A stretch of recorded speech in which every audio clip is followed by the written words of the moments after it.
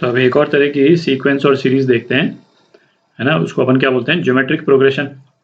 तो सपोज अपने पास में n टर्म्स हैं, a1 a2 a3 और ये an तक। तो यदि ये टर्म्स ज्योमेट्रिक प्रोग्रेशन में है तो इनके क्या प्रॉपर्टीज रहती हैं उसको देखते हैं। अच्छा, अभी तक अपन ने क्या देखा था, एपी अभी तक अपन ने स्टडी किया है ना, अर्थमेटिक प्रोग्रेशन। तो अर्थमेटिक प्रोग्रेशन में मेन डिफाइनिंग कैरेक्टरिस्टिक क्या होती थी, दो नंबर्स आपस में किस तरह से रिलेट होते थे कि भाई इनमें जो डिफरेंस है वो सेम होता था। कोई भी दो कॉन्जिक्यूटिव नंबर्स के बीच में डिफरेंस जो है सेम होता था, ठीक है। अच्छा, एपी में जो कॉन्सेप्ट्स अपन ने देखे, मतलब बिल्कुल सिमिलर कॉन्सेप्ट्स हैं जो जीपी में भी अपन देखेंगे। और ऑब्वियसली इसमें चूंकि दो नंबर्स के बीच में रिलेशन डिफरेंट है तो रिलेशन डिफरेंट आएगा। बट जैसे जो कॉन्सेप्ट्स एज सच जो अपन ने देखे थे, क्या क्या कॉन्सेप्ट देखे थे कि भाई एक nth टर्म जो है वो हम किस तरह से पता करते हैं, है ना, वो देखा था। फिर हमने क्या देखा था, सम ऑफ सीरीज, ठीक है। जीपी में क्या ऑर्डर रहता है वो अभी अपन आएंगे, पर कॉन्सेप्ट जो अपन ने एपी में देखे थे वही कॉन्सेप्ट हम जीपी में भी अभी स्टडी करेंगे। तो जीपी की भी nth टर्म कैसे निकालेंगे वो देखेंगे, है ना। जीपी की सम ऑफ सीरीज जो है वो निकालेंगे, उसको कैसे निकालेंगे वो देखेंगे। फिर अपन ने क्या देखा था, इंसर्शन ऑफ अर्थमेटिक मीन्स, ठीक है। ये देखा था कि भाई n अर्थमेटिक मीन्स को यदि हमको एपी में इंसर्ट करना है तो वो कैसे करते थे। फिर हमने देखा था selection of terms in AP. तो जैसे हमने देखा था कि यदि हमारे को 3 टर्म्स दे रखी हैं एपी में या 4 टर्म्स दे रखी हैं एपी में, है ना, उनका सम दे रखा है, तो वो टर्म्स हम किस तरह सेलेक्ट करते थे, है ना। आपको याद होगा a minus D, a plus D, है ना, और 4 टर्म्स होता था तो थोड़ा सा डिफरेंटली उसको सेलेक्ट करते थे ताकि उनका सम में डी जो है वो कैंसिल आउट हो जाए। तो उसी तरह से, है ना, एक सिमिलर टाइप का कॉन्सेप्ट आपको जीपी में भी दिखेगा।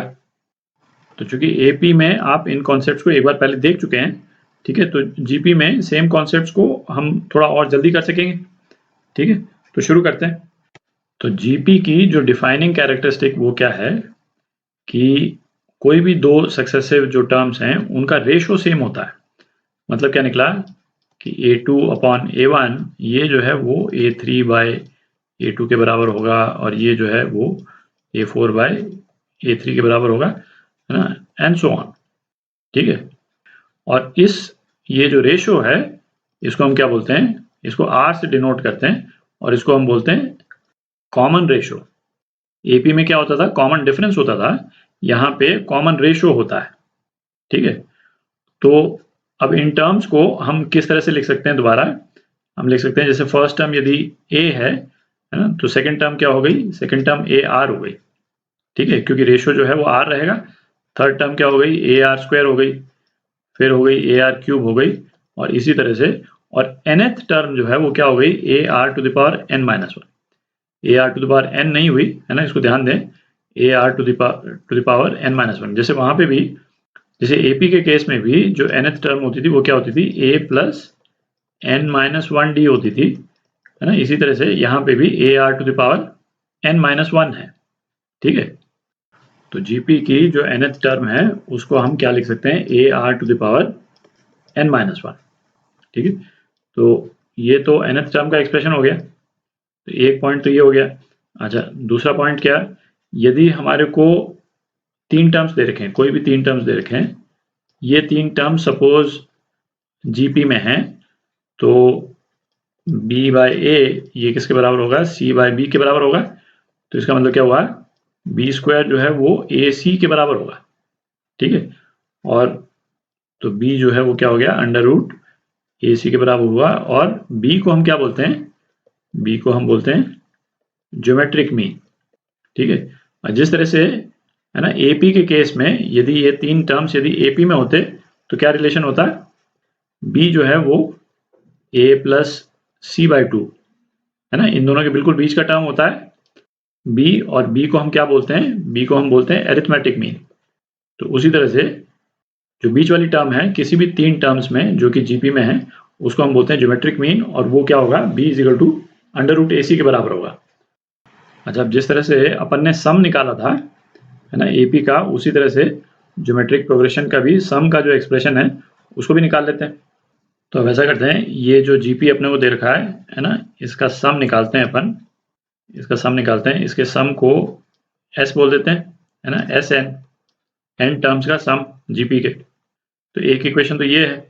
अच्छा, इसी इक्वेशन को आर से यदि मल्टीप्लाई कर दें अपन दोनों तरफ, तो अपने पास में क्या आ जाता है, A are plus A R square plus A R cube, और इसकी जो लास्ट टर्म है वो क्या हो गई, A are to the power N हो गई। ठीक है, एन माइनस वन वाली टर्म जो है A are to the power N हो गई।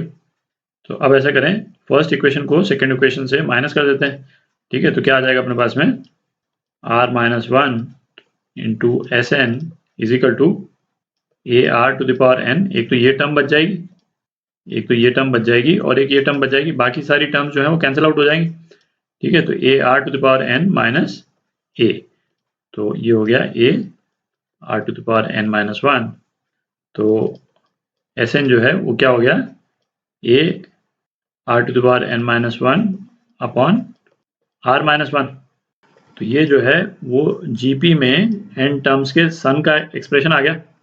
अच्छा, इसमें see R greater than one हो या आर लेस देन वन हो, ये एक्सप्रेशन सेम ही रहेगा, है ना, उससे फर्क नहीं पड़ता है। कई बुक्स में आप दिखेगा तो, है ना, आर लेस देन वन के लिए one minus R raise to power N upon one minus R लिखते हैं, बट उससे फर्क पड़ता नहीं है, क्योंकि आर यदि वन से कम होगा तो क्या होगा, न्यूमरेटर और डिनोमिनेटर दोनों में नेगेटिव नंबर आ जाएगा, है ना, तो नेट सम जो है उस केस में भी पॉजिटिव आ जाता है। तो ये वाला जो रिलेशन है ना, वो दोनों के लिए होल्ड करेगा, आर ग्रेटर देन वन के लिए भी होल्ड करेगा और आर लेस देन वन के लिए भी होल्ड करेगा। ठीक है, अच्छा थोड़ी जगह बना लेते हैं, ये एन टर्म्स के सम का एक स्पेशल केस है ना, उसको भी देख लेते हैं।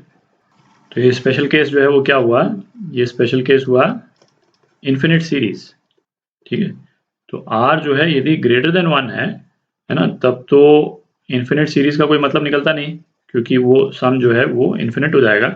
ठीक है, बट आर यदि लेस देन वन है, मतलब वो सीरीज जो है उसके नंबर जो है सक्सेसिवली घटते जा रहे हैं, है ना, वन है, one by two square, one by two cube, है ना, इस तरह की टर्म है, और ये इन्फिनिटी तक जा रहा है।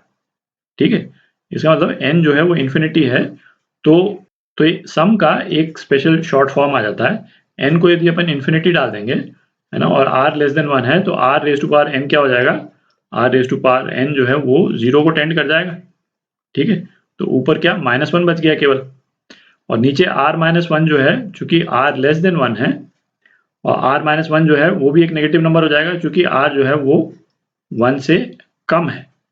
ठीक है, तो सम का एक्सप्रेशन जो है वो क्या हो जाता है, a अपॉन, इसको रिवर्स करके लिख देते हैं, वन माइनस आर, ताकि ये नंबर पॉजिटिव हो जाए।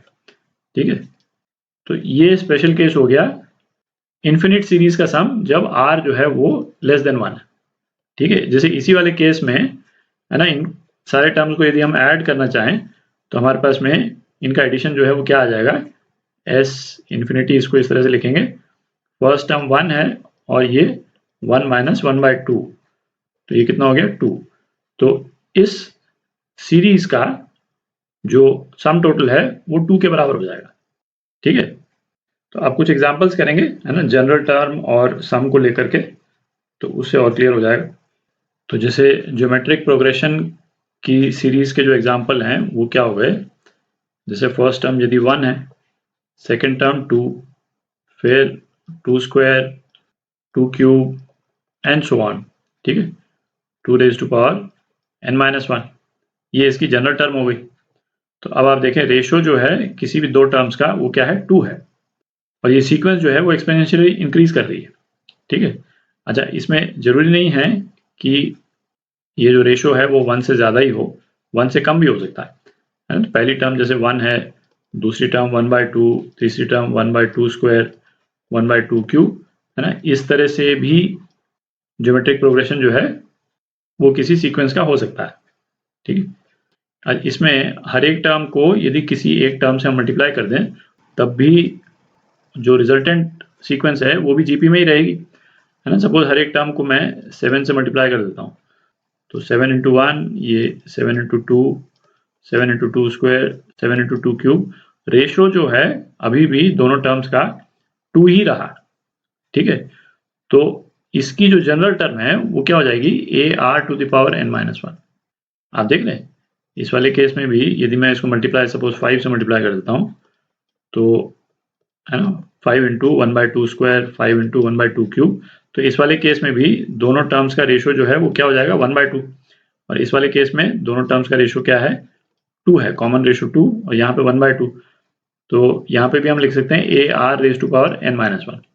ठीक है, जो पहली वाली जो सीक्वेंस है, ये वाली सीक्वेंस, इस वाली सीक्वेंस में a कितना है 7 है, और r जो है वो 2 है, और जो दूसरी वाली सीक्वेंस है इसमें a जो है वो 5 है ना, ये 5, और r जो है वो क्या है 1/2। ठीक है,